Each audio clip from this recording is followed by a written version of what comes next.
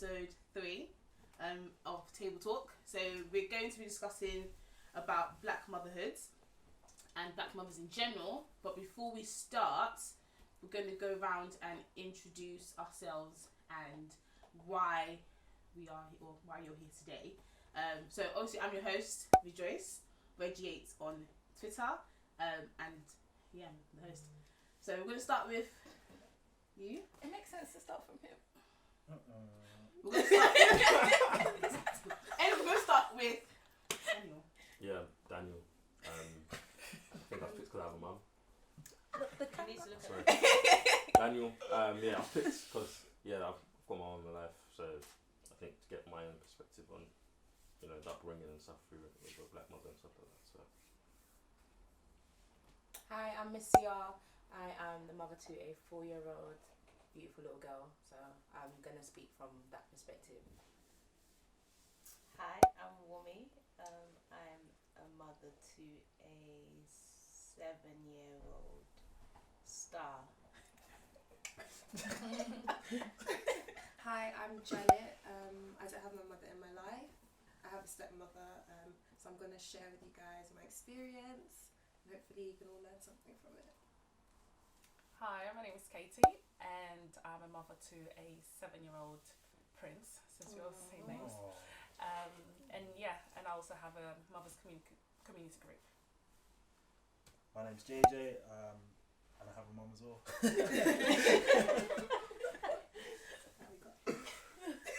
Oh, me? Oh, shit. I'm Dawn, and like Janet, I don't have my mum with me at the moment. And I'll be giving a perspective on how growing up without a mother, but having to kind of grow up very early. So that's the perspective I'll be giving. Good. So before we get into discussion, we're obviously going to review the food. So before we'll start filming, everyone had a Nigerian dish called pepper soup, but it was fish based. So we're going to review it individually based on taste and texture and appearance, and you can give a rating out of 1 to 5, 1 being the lowest, 5 being the highest. Don't worry, I won't be offended if there was my mum that made it. So basically 5. Basically, I'm joking. No, so just be honest in terms of if it was spicy, how you found it. For those of you who are not Nigerian, if that was your first time tasting pepper soup, what do you think of it? And also, what would you think you would have it with? I know some people say rice, but what would you think you'd have it with? We'll start with Daniel. Pepper soup was fine. Obviously, it could have been a bit spicier in it because you're a man, so you need that spice. But yeah, I thought it was fine. I'll give it a 4 because of the spice. If there was a spice there, I would have given it. But yeah, that's all you had it with, just pepper soup. No rice, no anything. Pepper soup.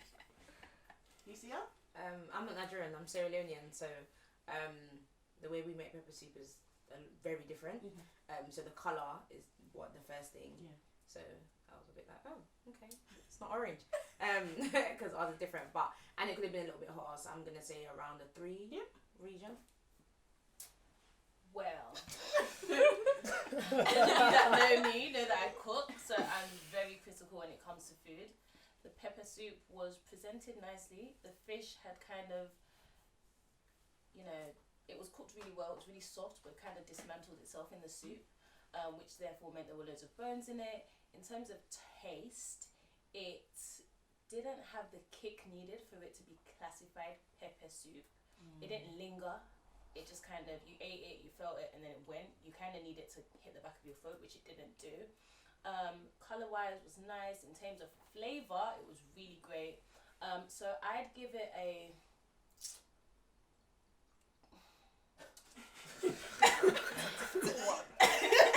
give it a 2.5 because I'm extremely critical, as I said, and I would prefer the fish to be more whole as opposed to it crumbling in the soup.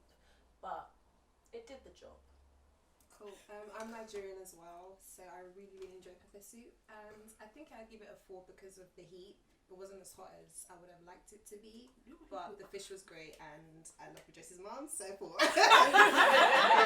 Saving yourself.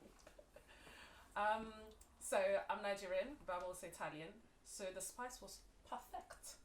I don't like things to be too spicy. I just don't understand. I'll be battling with the spice and the taste. I don't like that. So what I would say, I would agree with the bones as well. There was a lot of bones. But the fish was nice. I think it tasted good. Texture was nice. I like the fact that it didn't hit the back of my throat. So because that, I'll give it a higher rating, like 4.5. Okay. Just because of the bones. I don't know why everyone's saying it needed to be spicy. I'm really confused. So where you from? I mean, it wasn't like bad, but I don't understand. Where you from? I'm from St. Vincent. Okay, so obviously he doesn't get the concept of Cxptures. Understandable. Hey, Caribbeans have spicy food too. Yeah, So that's what no. offended. Pepper soup you don't have. So it's meant to be pretty spicy. It's meant to. I mean, it was nice. I enjoyed it. The fish was nice as well. So I give it a 3.5. Okay. Dawn? I'm half Nigerian, half Caribbean, so I actually liked the spice because the last time I had pepper soup, I was crying, I was sweating. Why would you do that? I've got too much makeup to be doing that today, so it's fine. I love Joyce's mum, so and she had the same haircut as me, so I'm giving her a 4.5. Thanks. Because the flavour was nice as well, so it's fine. Okay, cool. That's good. So we're gonna get into the conversation. So I want to start off the conversation by asking the question in terms of, in society, how much pressure do you think black mothers get compared to, let's say, other races as well? Do you think black mothers, there's more sort of like a microscope on them to always be top notch at every stage, whether it's, you know, you want to go out, whether it's, you know, how you look after your kids, discipline you give your children. Do you think black mothers are more pressured in society? So, anyone can start. No, not at all. I think the defining words that you don't have there is, there's a difference between being a black mother and being a black single mother, and that's something you'd have to differentiate, because as a black mother that's, you know, married and, you know, got a good job and looking after the children, doing all of that, done it the traditional way. There's no, you know, she's not at fault. She's not done anything wrong, quote unquote. As a black single mother, 100%. So what's been your experiences as a black single mum? Do you think just like in society? So before I continue, I don't actually like the term single mother. I prefer sole parent, because even though, you know, single mum, I do double the work any other mum does, so it's kind of reductive. My experience, realistically, it's been culturally, you know, you get the things you get within like a West African Nigerian household. Oh, you know, you're meant to have been married, you messed up, you ruined your life, go to uni, do this. But I will give credit where credit is due. A lot of my family members are extremely supportive, and they have been, you know, it's been like, okay, don't matter, you've got a kid, but you're doing right by your child, and you're doing what you need to be the best you. So, but then in terms of society, yeah, there's a lot of, you know, side eyes and sly statements. Like when you go out somewhere and someone will be like, oh, how's your child? I'm out at an event, shaking leg, drinking alcohol, you're asking me for my child, why? Do you know what I mean? It's like, why? There's no need, that conversation doesn't need to be had there. And then also like on social media, mums catch the most. I saw a tweet once where someone was like, mums catch the most stray bullets on Twitter. Like so many shots for no reason. It's like, but your boy has 4 kids and doesn't look after any of them, but you know, they're still doing kiki with him, and he's still, you know, do you get what I mean? So there's a big disparity there when it comes to black single sole parents and others as an entirety. How about you, Sia?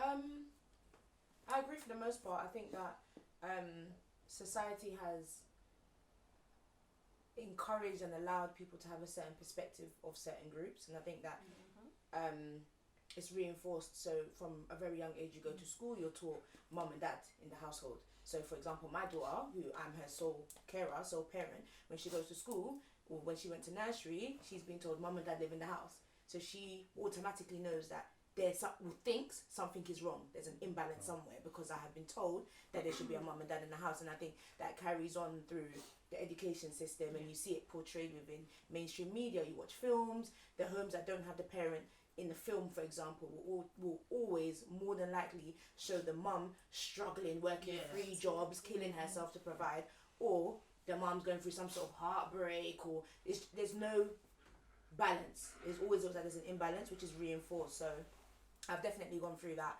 I've had people ask me, even the other day at an event, someone said to me, "Oh, how do you feel about dating?" And I was like, "Girl, I'll be dating. I'll be dating." Okay. Literally how she responded. And Wumni was there, and I was like, literally, like, and she was like, she looked a bit taken aback, and I was like, "Listen, I'm a mother, but I'm also a woman." What did you expect? Yeah, like I'm also a woman, and I think people struggle to make that separation between me being a parent and me being a woman that has needs, and being able to blend that and make that my whole identity. So yes, you know, I believe in protecting your child's energy and protecting who I bring around my child, and you know, not putting my child in situations where just because I'm dating this one, I've gone to T-Jazz with this one, he should now be. Nah, it doesn't need to be like that. But I think that, you know, society has this weird warped perspective of single parents or sole parents or sole mothers, I want to say. Because when we see single fathers, single black fathers, even more, we're like, "Oh my God, round of applause for doing what you should be doing." But when it's a black woman, it's like, "Oh, well, she made a bad decision. Where's the dad?" Do you know what I mean? So I think all those perspectives affect how you parent. And if you're not strong as a mother, I think it can affect how you view yourself as a mother. 100%. Yeah. So for the Katie, how's been your experience actually? Well, I'm agreeing with everything I'm hearing so far. I think times are changing. The typical black mother is not what it used to be. There's loads of black mothers, including myself, that are successful at what they do. So why is people now saying, "Oh my gosh, I'm so proud of you"? No, be normal. Let it be the norm. Why are people proud of me because I've done something good? I don't get that.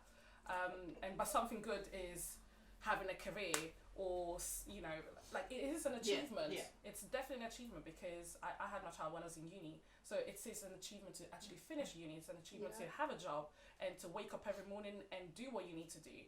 But I also do see mothers that do struggle. So this whole society, the picture that you're painting comes from somewhere. So it's not like they've made it up. There's people that I do know work 2 different jobs, are single, no support from anywhere, or even their parents or anyone else, and they are struggling. And obviously their own way of parenting may be different from others. But I think people should be talking more about like the empowerment of a woman and the fact that you're a mom and all the different hats that you wear, rather than, "Oh, you're a single." Oh, there's also a lot on Instagram the talk of what does single mom mean, because some people are saying you're not single if you're co-parenting, or you're not single if you have a boyfriend, you're not single if you know there's someone giving you money. That's why the term is a bit mess. Like there's too much of a negative stereotype around the phrase single mom, and that's why and that's why people don't like it. Just I am a mother, I am black, and that's it. So I already have the black woman pressures, and then I have the mother pressure, and I put them together. That's what I'm going through, and that's what we can talk about. Okay. So from the perspective of Dawn and Janet, who didn't have mothers growing up as the children, how do you think now you view motherhood in terms of when you're ready to have children, as being a black woman as well? I think as much as I love my mum, and she has so many good qualities about her, she had so many flaws as well, and I'm very mindful that I don't want my child to be seen so much struggle, and also that I want to be in a place where I can say that, you know, now I'm fully ready for a child. I have all this in place, you know, I've done my career, or I've got to a point where I feel like if I had a child, it's not going to stifle me in any sort of way. And I don't know, maybe that's why I feel like, as much as my family and my cousins, they've all got children now, they're like, Dawn, where's the boyfriend, where's the whatever. It's like, I'd rather wait and be good, because you guys are all still having your issues, because possibly you may have had your children too early, and I think that's my thing. Because my mum had hers too late. No, for their perspective, because I know they could have waited, and that they wanted, because in our family, like, you have children on the 25, on the 27, like that's the norm. But for me and my mom, actually, she had me when she was 32, and that means I'm the youngest of like all my cousins who are like 9-10 years older than me. So for me, it's like I want to wait. If I have to wait longer, then that's completely fine to me. But the way my mom just, I don't know, it's just painful to like see someone struggling and knowing that you can't do much about it because they're struggling to help you. So you don't want to now be helping them because then they may feel guilty and stuff like that. So I don't know, there's so much pressure that she had that I don't know about. And that's why it's good to hear from your perspective, because now you guys are mothers, so you probably know the pressures that she actually had that I just don't know about, and I will probably never know, to be fair, unless I like talk to people who have children already. But that's just, I'd rather just wait as long as I can. That's my perspective now. I think the whole concept of being ready to have a child is extremely idealistic. I was Because gonna say a lot that. of people don't notice that you are never ready for a child. You are never, no matter how, solidified in your career and your finances and all of that you may feel you are, a whole other human life being your sole or joint responsibility, you can never be ready for it.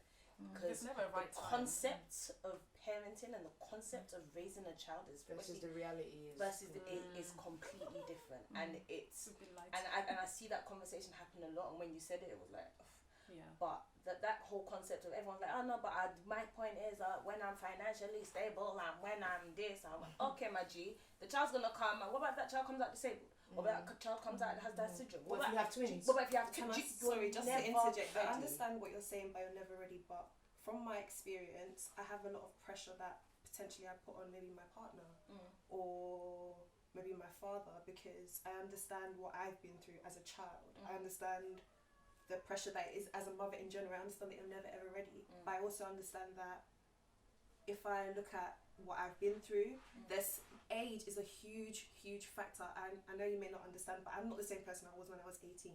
I'm not the same person I was when I was 21. Putting that into perspective, now bring another life that is solely reliant on me, because of what I've been through, I understand that in my mind I'm thinking in overdrive. Let's say, God forbid, I pass away today.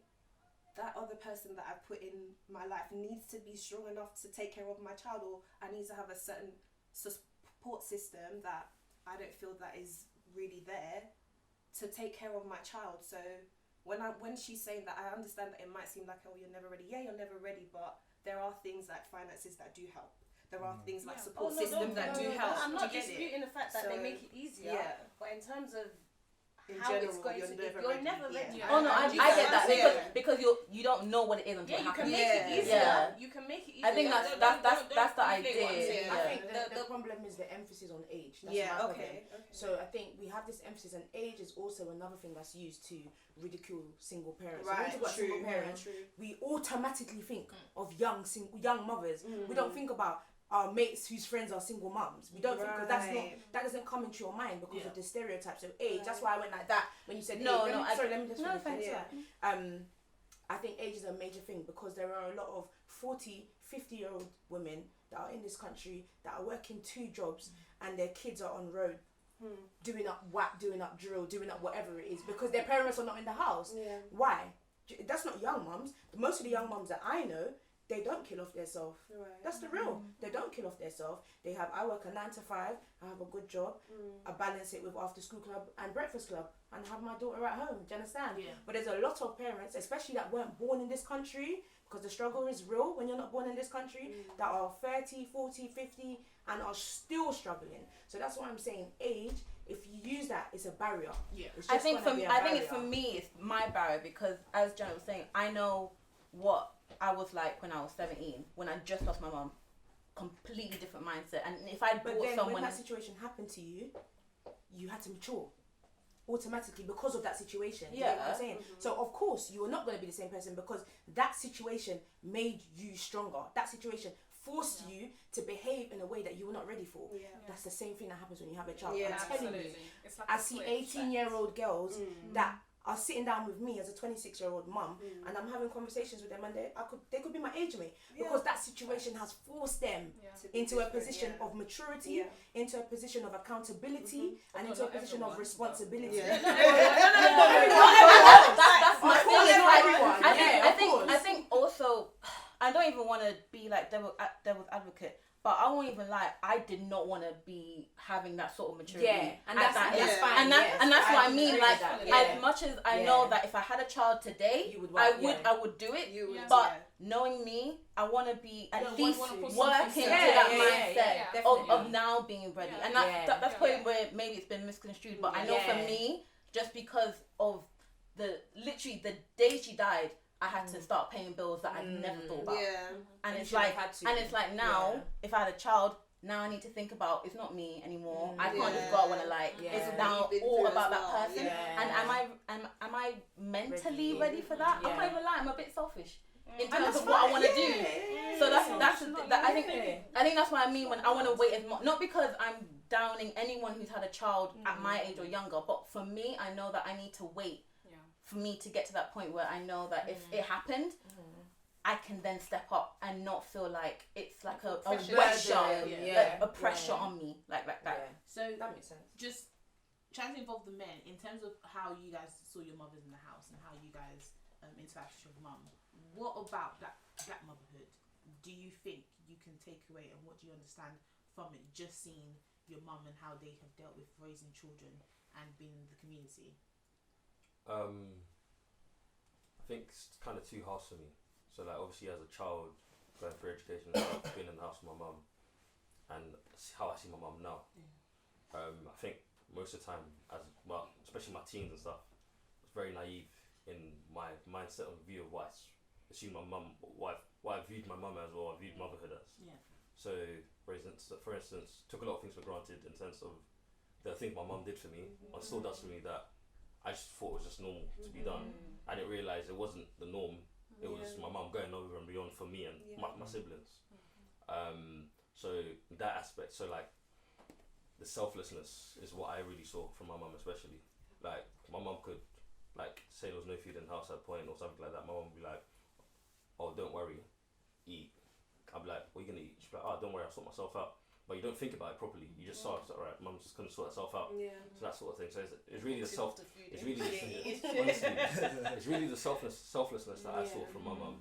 And funny things, like I'm lucky in the sense that both my parents are still together, and even though like my dad like when I was in school and stuff, my dad kind of worked away during the week, and then he'll come back on the weekends and stuff. So it was kind of like being just in the house with my mum during the week, then my dad would come back on the weekends and stuff. But so is your dad Yoruba? Sorry. Yeah. Agenda. The gender don't bang here, don't worry. My dad's a Jew, don't worry. So I kind of had like that aspect of it as well, with just being with my mum in the house. And then obviously as I've gotten older, I've kind of seen my mother in a newer light and seen more of like the kind of her own actual struggles. So like when I was younger, I didn't really see the struggles. You kind of see your parents as like, you know, like superheroes and that sort of thing. So like when I've gotten older, and like matured and actually had like, you know, grown up conversations with my mum, and like my mum telling me about stuff to do when they'll hide it from you until they think you're ready to handle it. So my mum telling me about, you know, how she wants me to be as a, let's say, a husband and stuff like that. So that's that side of things. And sounds like a G, man. Actually, because a lot of Nigerian mums don't tell their sons how to be husbands. Nah, my mum keeps it real. That's a conversation for another day. My mum keeps it real, but it's just like, so seeing that aspect of it and then understanding fully that, oh, so this is why this was like this and this was like this, and so that aspect. So one thing I'd probably say is like, it's the selflessness, because she kept that side of things away from us. I didn't notice it growing up. It was only when I matured and got older that I started having grown up conversations, because as a child I was very much a daddy's boy. My brother was the mummy's boy. So I didn't really have that side with my mum until I was older. So yeah, it's that side of things that I probably could say is the selflessness of my mum. How about you, JJ? See, I'm a bit different. I'm really close with my mum. Obviously both my parents are still together, but from a young age my dad used to work away a lot as well, like in different countries. Like he worked in Nigeria, worked in Israel, so for a lot of the time it was just me and my mum. I don't think that people realise the importance, because like I don't know where I would be without my mum. And that's not to say I'm not close with my dad, because me and my dad are really tight, but me and my mum just have a different type of relationship. And I don't think that's covered enough, which is a shame. And for example, just the way I am now, like in terms of how I look at just people, but specifically like black women, I hold them to a high regard because of my mum, because of how she brought me up, because of what she taught me in life. And again, it goes back to how you're saying about the stereotype. Like, it's obviously a bit different because my mum's not a single mum or by herself or whatever, but I do still think there's pressures put on them. I think black women in general are pressured a lot in life, which I think makes it worse. So I mean, I've had a good relationship with mum. It's nothing bad or anything like that. But I don't really like hearing about the stereotype that's put on them, because it's not fair at all. So you do kind of hear around social media about, you know, sole parents, especially mothers, and when it comes to like having sons, and then people say, you know, they cannot raise men or raise, you know, sons to be men in that sense. So I sort of want to address that.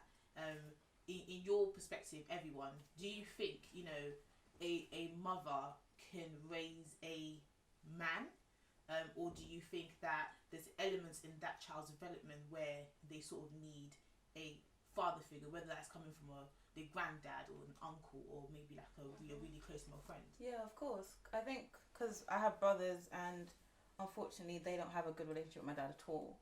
And my dad's Caribbean. That's the Caribbean side. Where's he from? St. Kitts. Your neighbour. I was hoping you were Jamaican because I didn't want to hear Smile Island. I still want to hear it. But they don't have a good relationship. They don't talk to him. There's nothing there.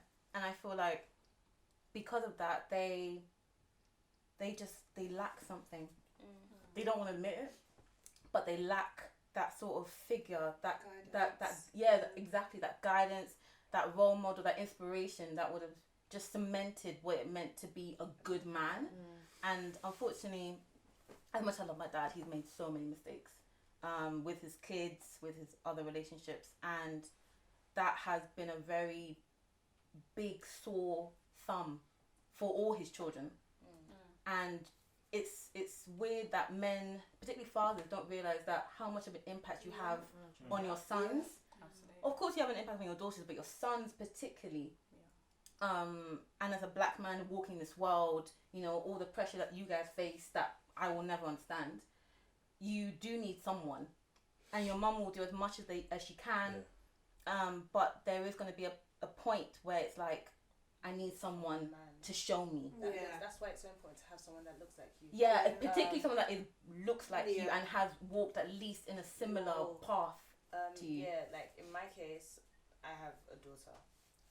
And I kid you not, when I found out I was pregnant and I realised at that point that I'm going to be doing this alone, mate, every day, please be a girl, please, because in my heart of hearts, I knew I couldn't do a son justice on my own.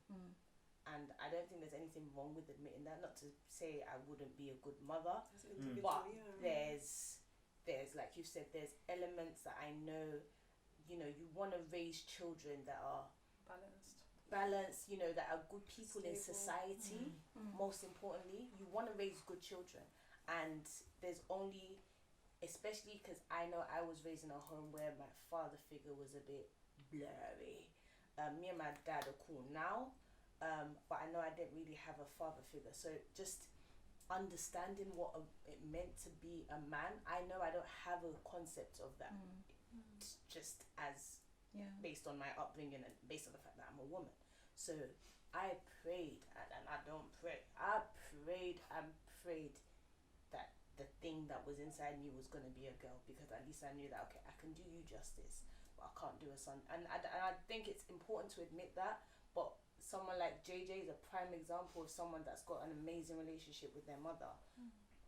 And, you know, from what I can see, he's pretty well rounded. You know what I mean? So it's not impossible, but there are elements there that we must admit they are factors that must be acknowledged as to why a male figure is needed. Like, yeah, exactly. And everyone needs role models. Doesn't matter if you're a girl. That's what I was gonna anyway. say. It's for both, and I think it's easier to say for if you have a girl, it's easier to take care of a girl.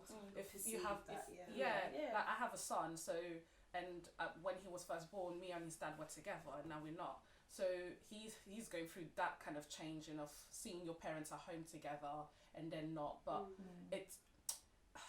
I feel like you as a mum, you can teach them what you want to teach them. You 100%. can teach your son or the boy how to be a man because you're like I teach him from now. On Mother's Day, you bring me flowers. Absolutely. I don't know who's gonna pay for it. He has his own piggy bank. If you want to use your own piggy, that's cool for you. You know, we go out together. There was this whole conversation of, are you taking him out on a date? Should you really say that you're taking your child out on a date? But like, we spend quality time together because I'm really happy to hear that you're really close to your mum, and I feel like me and my son are really close. Maybe because he's younger, but I'm hoping that continues. But he needs his dad. Like, let's be real. The day that he now decided to stand up and pee, what do you do? You as a woman do not know this. I don't know what to do. I was like, I don't know what to do. I don't know. How do I explain a do what you think you need to do? Things like that. So do I use tissue? I don't know if guys use tissue. I'm in the toilet with my dad. Like, you know, so there's those things that a dad needs to teach her. I can't play football to save my life. I can't, you know, I can't teach you what a man can. I can't do that. But I can teach you what I want you to know. The kind of guy I want you to be. I want you to be caring. I want you to be respectful. I want you to respect for not just black people, but all of them. Do you know what I mean? I think that's. But he needs to be balanced. And the same thing, sorry, will go as well for a daughter. If I had a daughter, yes, I think it'll be easier. I can do her hair. I can teach her this and all of that. But then it's not. No, that's what I'm saying. People say it's easier, but then that's what I'm saying. As a girl, you need your dad. Like, I was really close to my dad, and the things that I expect in a dad or in a man is because of my own dad. Yeah. That's so what I was you need say. both, whether it's a girl or a boy. But I feel like that's what I'm saying, that as a girl you would think it's easier because if you're I have a woman. Exactly. Yeah. So I know, you know, when it talks about periods, I'm ready for that. Yeah. When my son was doing certain things, I was, I don't know what you're doing there. This is not woman-like. So ask your father. And literally, I was sending to his dad. I'm like, yo, sort this out because I don't know what's going on. See, for me, I've got a dope relationship with my dad. Like, my dad is my guy. Like, that is my actual guy. Like, that's my G. So I grew up, my parents were together, they were married and then they divorced, and my dad literally moved 5 minutes away from my mum. So my mum was probably like, my dad was like, yeah, I'm not leaving my little G. Do you know what I mean? So he moved like 5 minutes away from me. So I've grown with my dad. I lived with my dad for a portion of my life. So when I got pregnant, I wanted a son. I was with my partner at the time, we were together for a couple of years, and then that just all went downhill. But when I got pregnant and then I found out it was a girl, I knew that I wasn't going to get back with her dad, and now he's not present in her life. I knew that for me, my first example of love from a male was my dad, and that may or has shaped the way I view love. Whether that's negative or positive, I can't say, but it's shaped the way I view love. It's shaped. There's certain things about my dad that I know that when I'm with men, there's those traits. So like the working hard traits, you gotta be a go-getter. Like you need to be able to get it by any means necessary, legitimately. You need to get it.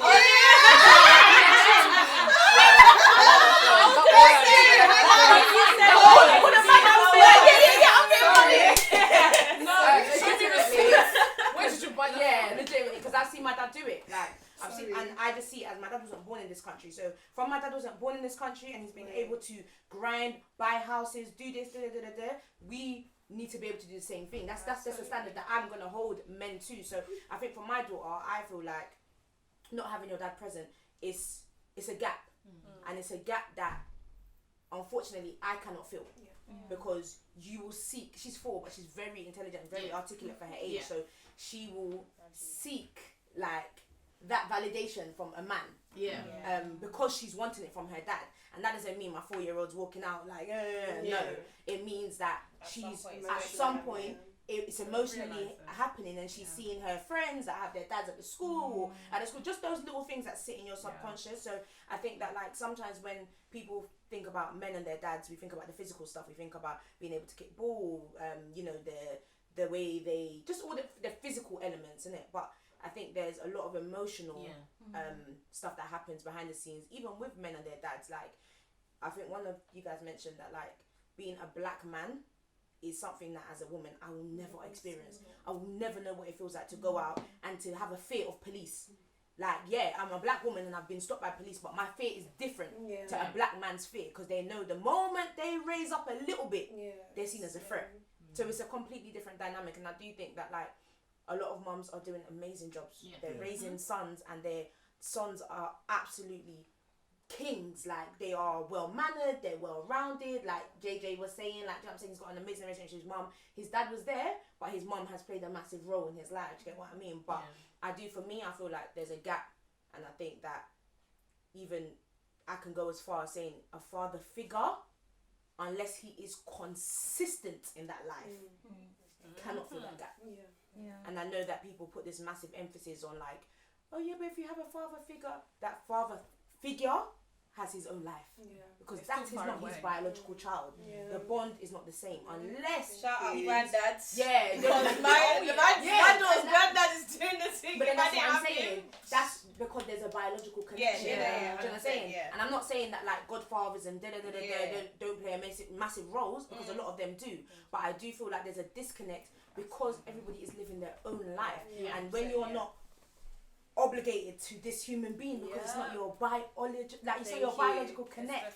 It's different. It will always be different. It will be like a dad. It will be like my a dad. child. So, And that child will always feel that as well. Always. So Daniel, what's your take on whether mothers can raise men and boys to be men? I think I agree with what most people said, because initially I was going to say they can, but obviously you guys pointed out there's a side of things that a father or father figure would bring in and add and give to that child. So like, for instance, as like we said, like from my experience, my mum, like anything from finances to whether it's cooking, like my mum, she's the one that's like financial responsibility. My mum taught me that. Like, she taught me all that kind of stuff. So like in her, that's and that shaped the way like I see my life and how I want to plan my life and stuff like that.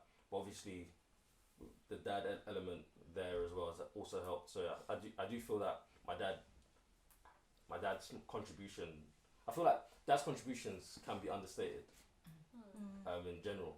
So like, when you really think about it, the certain things that your dad did, like for example, because obviously as a black boy in school, I went to predominantly white school, and obviously you get certain issues in school and things like that, and a lot of the time it could be seen where, like, let's say a teacher reports something something's happened at school, and initially be thinking, don't do that again, you know, try and discipline your child. But my dad was very supportive. They don't condone violence and things like that in my household. I was riding out on the teachers.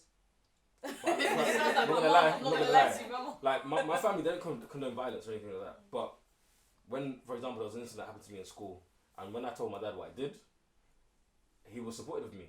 And when the school wanted to reprimand me for it, my dad didn't go to work the next day. He said, "Look, you're suspended tomorrow. Okay, cool. Don't worry. Wear your uniform. We're going in. We're going to see your head teacher." And that sort of thing, like my dad being there to support me, those sort of things, and like reassure me that what I'm doing is right, or it's good that I'm standing up for myself, and that sort of thing. So those sort of things, that side of things that a father can give, because a lot of the time, sometimes I don't know the best way to, I don't know how to word it, but I mean, just they can add a certain thing that's not there initially. So, and sorry, I don't know if you noticed, but if your mum says one thing and your dad says the same, I don't know, I feel like for my son, for example, I can tell my son something. When his dad tells him, that's it, it's done. But when I've been telling you for 1 week not to do that one thing, replicate. It's different. It's so different. But do you think that's because he hears you saying it more and more? Maybe. No, because it's different. Like, obviously, but again, as I said, both my parents were together and whatever. But I found myself listening more to my mum. Yeah. And again, I don't know if that's because we have that relationship, but you know, for example, my dad would say go upstairs, I'd be like whatever. If my mum would say go upstairs, I'd be like yeah, cool, I'm gone. You get me? So was it always like that from when you were younger? always. That's interesting.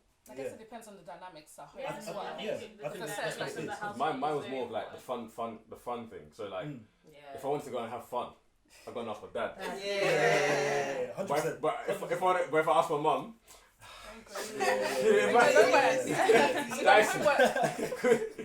so yeah, or my dad will convince my mum to let me go and, because like my mum a lot of times she's like, oh, you need to do this. And then another thing I did pick up from my mum, because obviously I said the selflessness was like both my parents are overprotective anyway, but like as in being protective of my siblings to nearly a fault. So like when we had a spare room in the house, but when we moved to our house, mum said, no, you and your brother stay in the same room. So me and my brother slept in the same room for like 10 years, and we had a spare room. Anytime I wanted to go out with my friends, Visitors. honestly. Yeah, we leave that one for the visitors. What? But anytime I wanted to go out with my friends, go and play football, go and ride bikes, take a brother with you. And like, That's me, honestly, my kid. Mom said I should come and play. that was me. It's really like that. It used to annoy me, but I get it. Like, so yeah. That's fair enough. In society, you do hear quite a lot about deadbeat dads, bad dads. Now, my question is, why don't we hear about absent mothers who are also considered deadbeats, mothers who are? Oh, we do. Like, Not as much. No. Compared to fathers. Compared to fathers. So why do you think we don't hear a lot about mothers who are not there for the kids, mothers who are actually... That nigga did not carry that child for 9 months. Not to say they're not deadbeat mums, but if we're being real, it comes from the concept of the fact that a man is not the one that's carried that child for 9 months. There's this kind of thing that is like, okay, but you can't fault the mum. Like, what a mother does for a child before that child is done has outweighed anything a man can do for that. Do you get what I mean? Maybe outweighed is a bit of a dramatic word to use, but I feel like the fact that you give up things that men physically do not give up for a child. Literally, all you give up is a bit of cum. You give up your body, you give up 9 months of your life, you give up your pom-pom, you give up bare shit before that child even breathes this oxygen, this H2O. No, that's water. I'm laughing. Oh yeah. With water. I'm not educated. What's O2 in it? I'm sorry, Mom. Before that child breathes in oxygen, that a mother's giving up so much. So if for whatever reason the mom goes AWOL,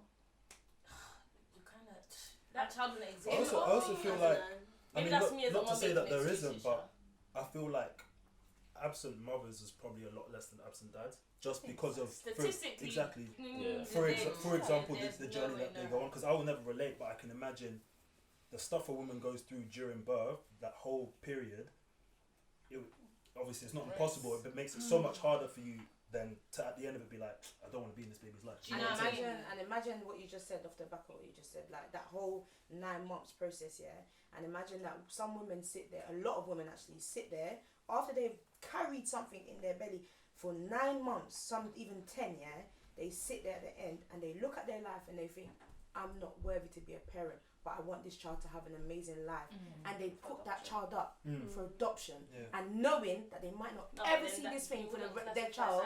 That's what I'm saying. I'm not saying deadbeat, but I'm saying that that's how big that decision is, and women have to go through that. Like, women will go through that. Some women have been raped, and a child has come as a result of that rape, and have decided to keep that child. So I think, apart from the fact that the statistics, I think, are incomparable, when you compare absent mothers and absent fathers, I think that women are ridiculed. Mothers are ridiculed for much less than being absent. They can be what someone might see as, oh, they go out every weekend. Oh, she's a crap mum, man. She's out every weekend. Or she's this. So forget about before we've even reached absent mum. Before we've even got that far, You don't have to go that far for women. For men, I feel like, yeah, they have to be completely absent before we make them take accountability. And even at that, it's hard. We're not really holding them to this standard, or their boys are not holding them to this standard, or their boys are not saying to them, bro, go and check your kids. Like, there's a lot of people that are talking about, oh, she's a dead mum, oh, she's a hoe, she slept with this man, she did this, she did that. You should be at home with your kids, but your boys that you're chilling with have never spent 1p in looking after their kids. I'll be so real. I get £2.24 child maintenance for my daughter. £2.24 more than me, babes. So and that's the real. Like, I don't have to say that because that's my personal business, but that's for people to understand the dynamic of how this thing works for mothers and for fathers, and how if I was giving my daughter £2.24, my child, that's from child maintenance.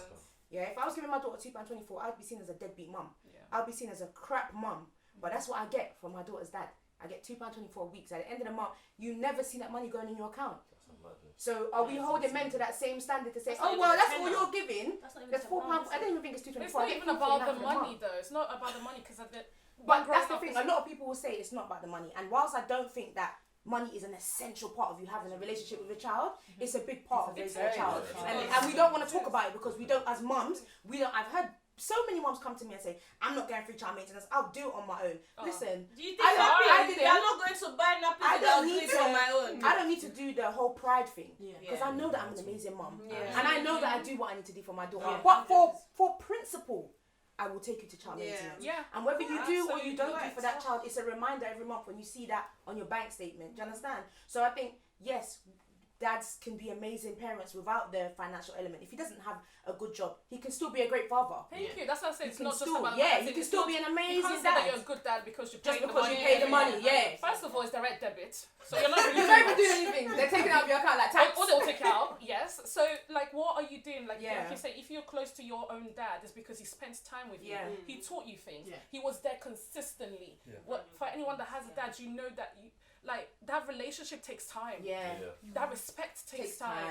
Your dad will hurt you, but then you will still love him. Like, how can you love someone that keeps annoying you, that keeps hurting you? Like, it takes a long time to build that relationship. And I feel like as mums, because we've been there from the day that we saw that pregnancy test being positive, you're like, it's hormonal as well. There's a lot of things that I'm giving too much, and that's why they tell people, don't be too stressed when you're pregnant, don't be too this, don't be too that, because it will affect the child.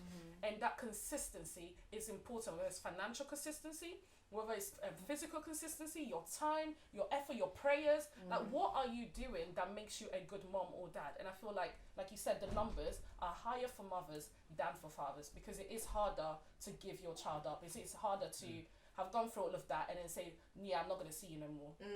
And just off the back of that as well, saying that there are mums that are negligent. There are mums that are incredibly negligent. And there's times when, like, I work in the housing sector, so I go to homes every day, and you will see negligence in ways that you don't think about on a day-to-day. Just from that question, so bringing it back to negligence, sometimes I feel as though, I may be wrong, when there is a black negligent mother versus when there's a white negligent mother, it's a different scrutiny for black women. Let's even bring it something as a minor. So this is not, I don't think happened in the UK, but a woman who just left her kid in the car just because goes to a job interview. And they took her. No, the kid didn't die. They took the kid out because, again, leaving your child for that long. Another woman a white woman who threw her kid in a den where for animals, probation and parenting classes. That's what she got. So why do you think, again, there is such a huge hammer, a huge hold on black mothers when they do show some sort of incompetence? Maybe because it's the higher pressure, the standard. All black people. So you think it's more class? Yeah, we could be both black CEO, white CEO. Black CEO does one thing, it's like you're off. White CEO, mistake. We'll reprimand him a little bit. Obama, Trump. If Obama said half of the stuff that Trump did, do you think he would not be indicted? It doesn't matter.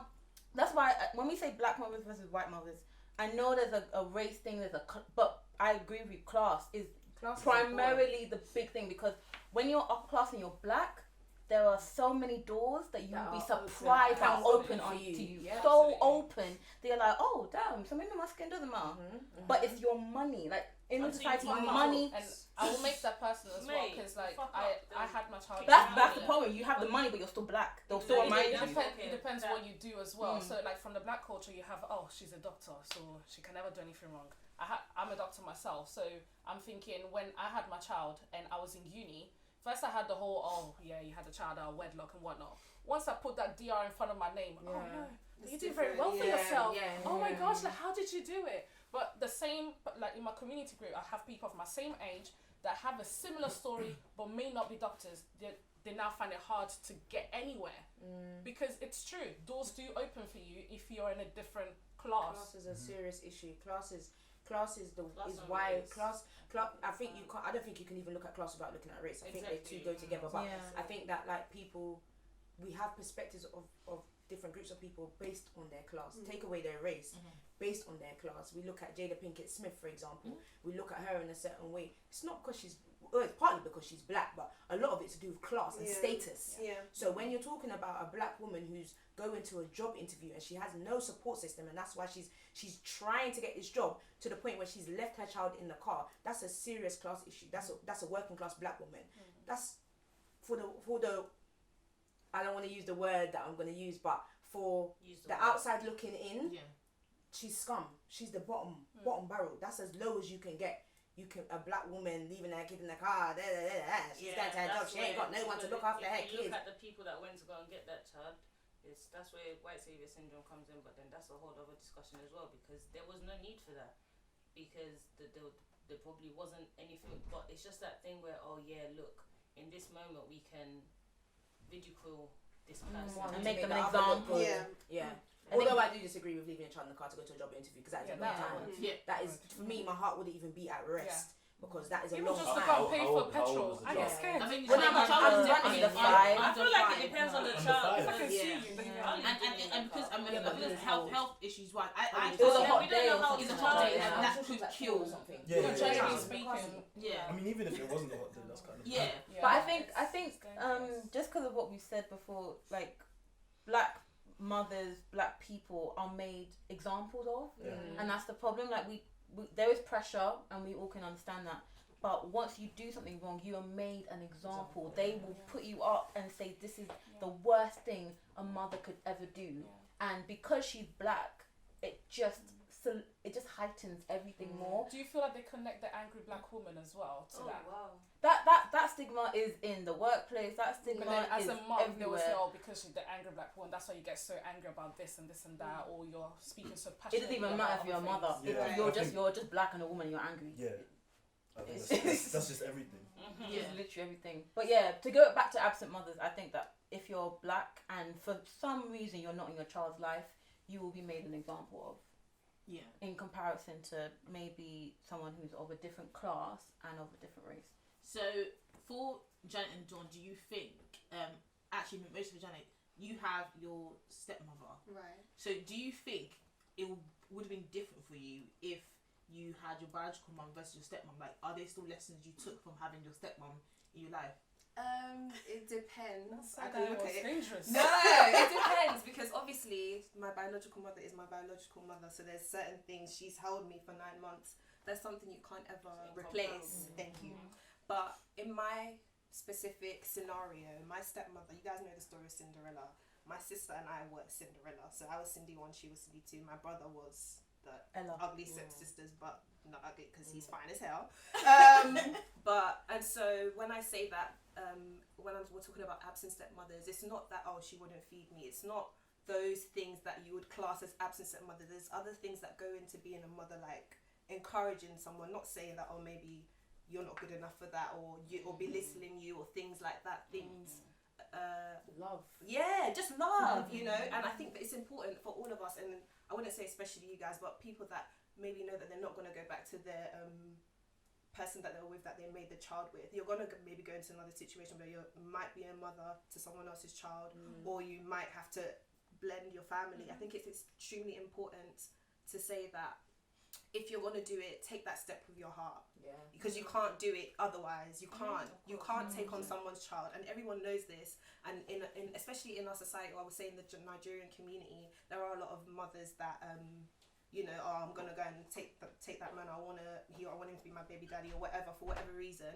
But you're not. You've decided to either be his wife or be his partner, but you've not decided to be a mother to that child. Yeah. And I think it's very discouraging for me personally in regards to having kids and in regards to marriage, or because in my opinion, in my mind, ideally I would like to do the marriage thing first. But then when I've seen how the influence a mother really has on the home, a mother has on men, a mother has on their family, I feel like everybody needs to take it very seriously.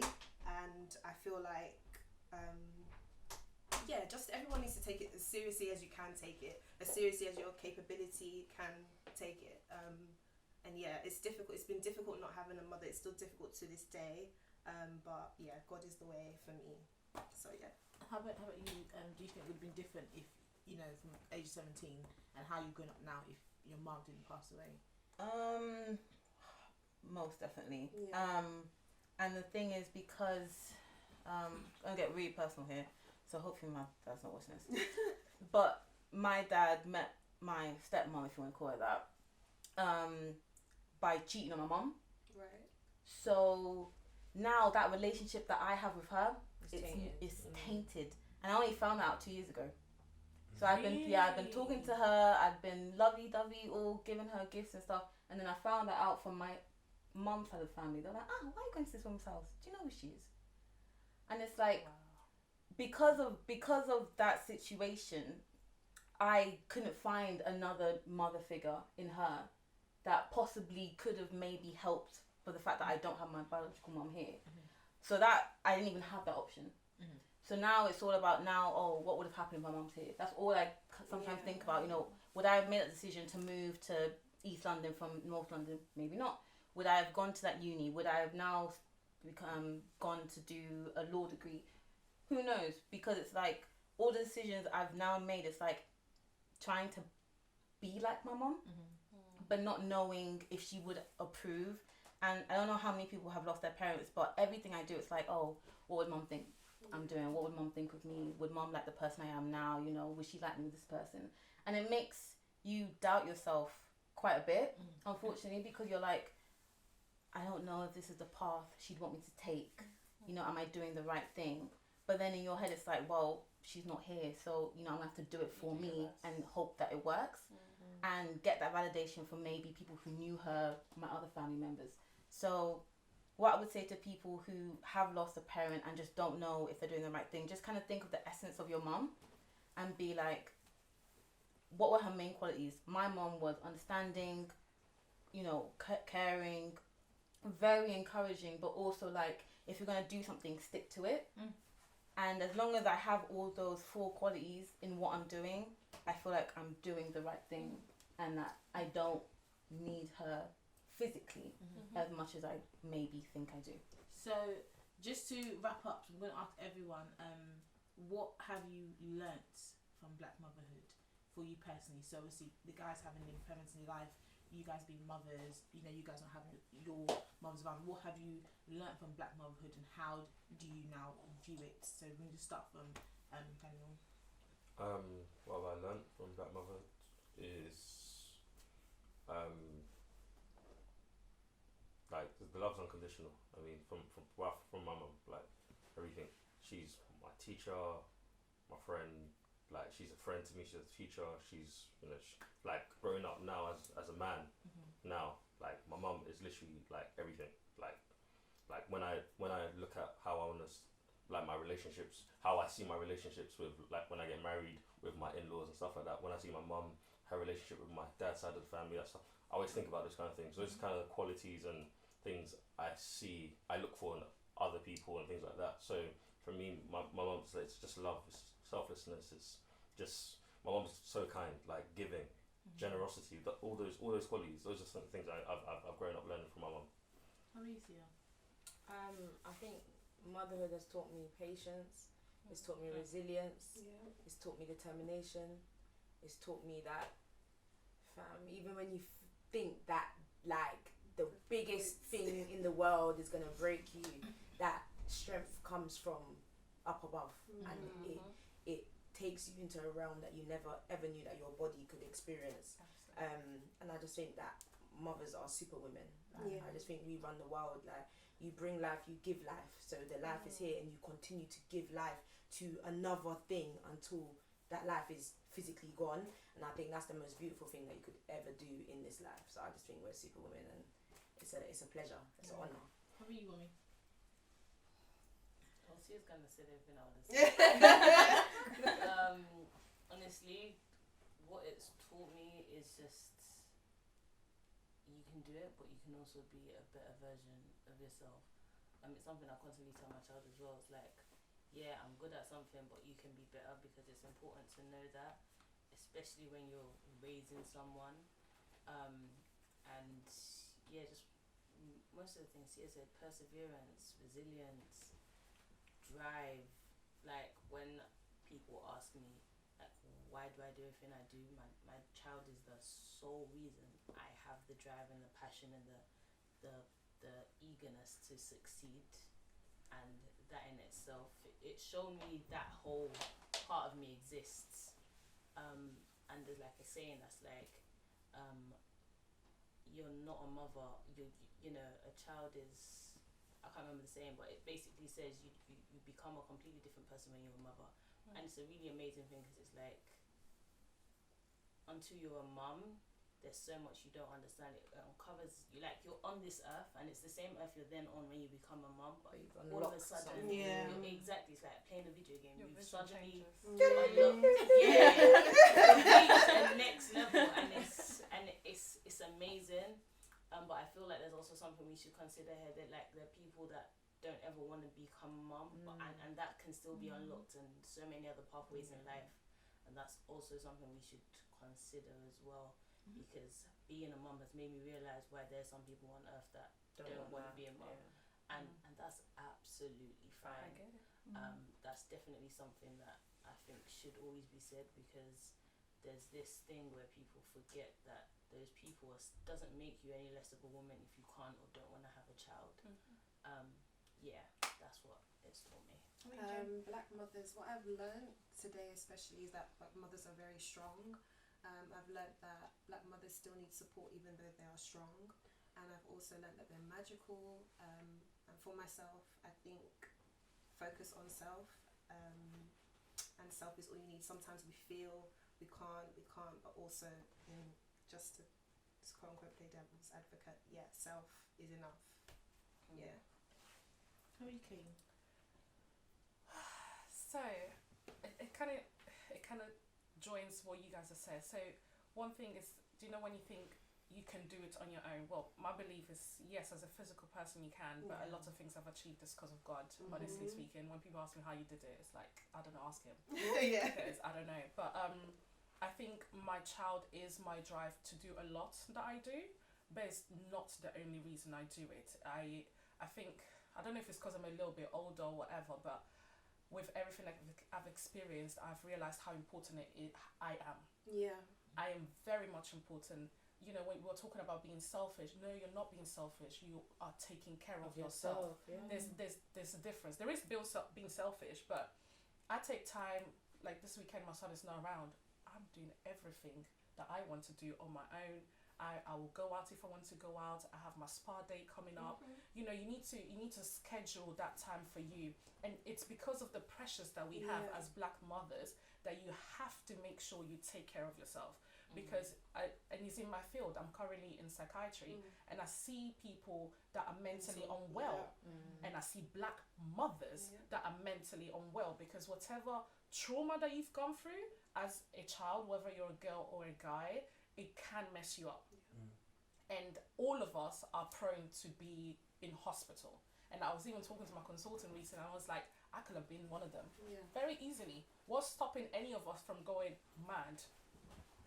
If you think about it, because with anything that you've gone through that you felt like your world was falling apart, you know, being pregnant without being having the financial status there, having the career, it messes you up completely. But then you're thinking, and that's why looking back, I can only thank God, because I did have the support around me. My family and friends did gather around me. But to me personally, it was God and telling me what my purpose is. And even the Mum's Pride community group that I now have came from the fact that I was pregnant and I felt like I was alone. There was no other friend around me at that time that had a child. I knew nothing. I just knew this belly was growing and something was moving there, and I didn't know what was happening. Even being a doctor, I missed that lecture. But I missed that lecture clearly.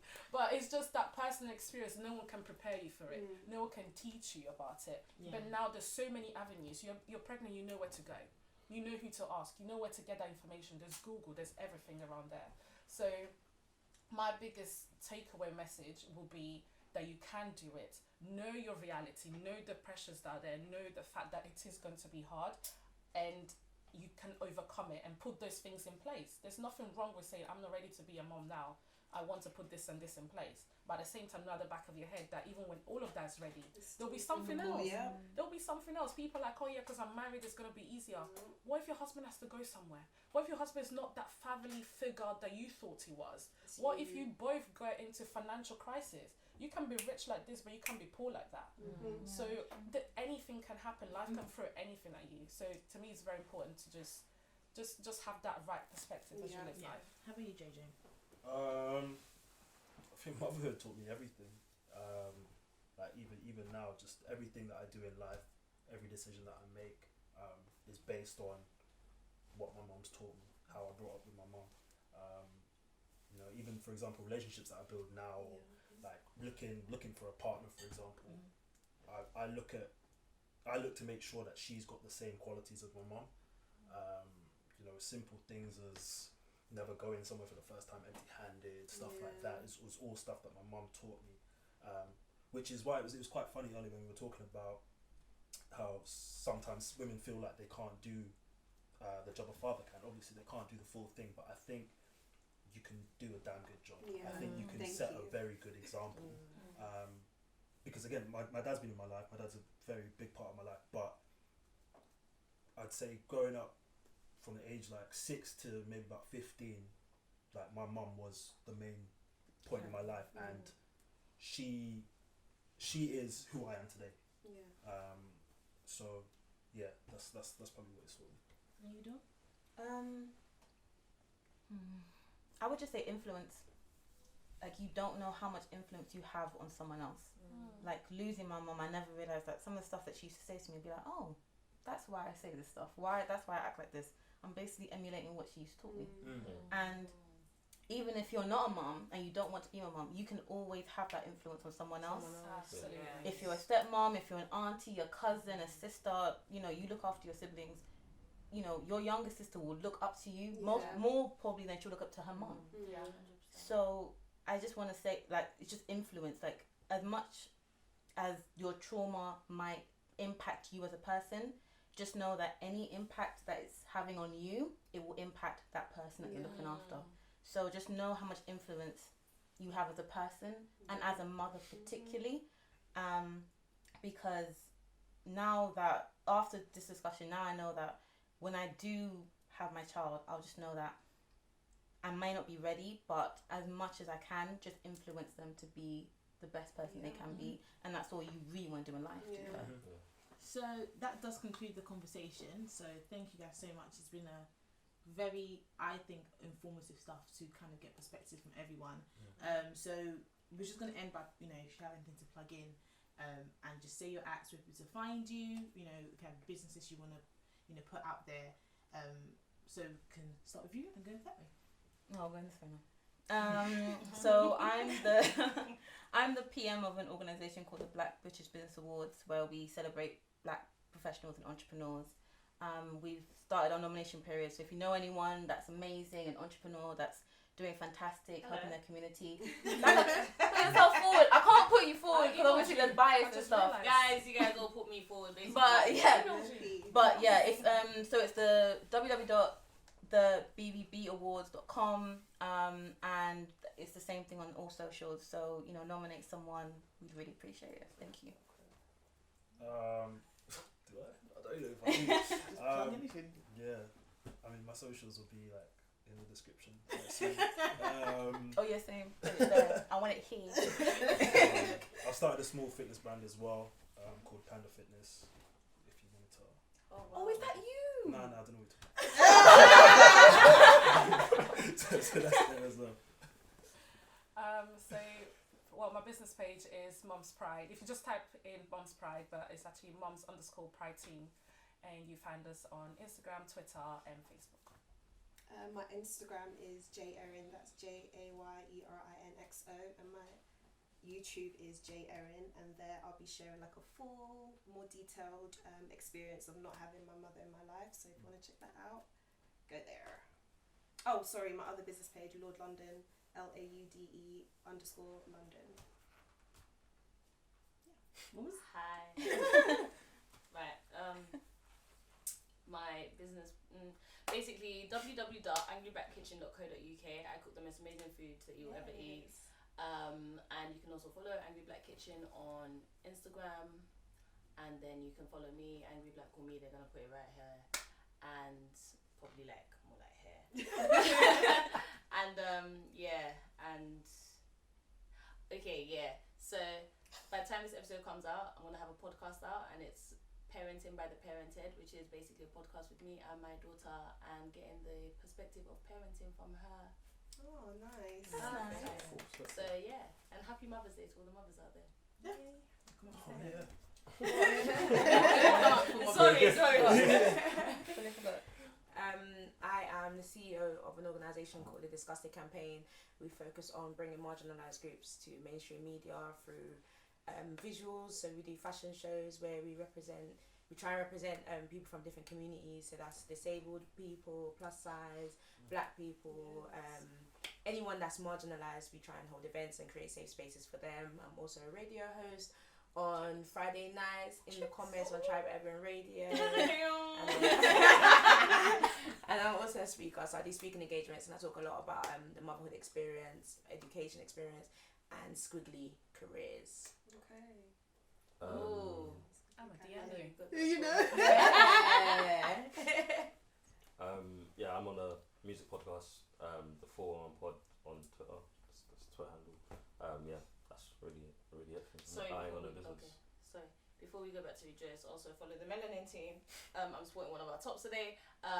And you can check us out on Instagram, the Melanin Team, Twitter, the Melanin Team, and www.melaninteam.co.uk. Yes, that's great. So I've been your host, Rejoice. So Reggie8 on Twitter and Rijaku on Insta, as well as one of the girls on the 4 Elements podcast. So check that out on Twitter and Insta, and so on SoundCloud, iTunes.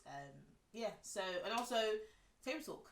Follow us on Twitter and Insta, and subscribe. And obviously it's YouTube, Sheila, that's where you watch it.